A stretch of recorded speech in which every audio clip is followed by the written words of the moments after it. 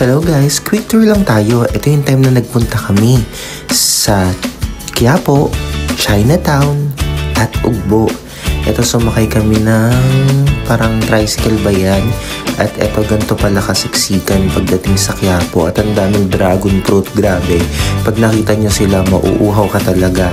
Ito naman, parting Chinatown naman to. Kung saan nagpunta kami dun sa sikat na bilihan ng kopya. Yung Engbitin ba yun? Ayan, actually masasarap talaga yung kopya nila dyan, the best. At ang cute ng mga koi dito sa part na to. May naghuhulog talaga ng barya ha. This time, medyo tinabi na kami itong part ng Ugbo na to. At napakaraming pagkain, grabe. Kaliwat kanan talaga, iba't iba talaga yung mga pakulo dito. Masasarap din yung pagkain. Actually, medyo nakakapagod lang yung biyahe kung magkukommute ka. Kasi ako nanggaling pa ako ng SM ng North EDSA going to Totondo.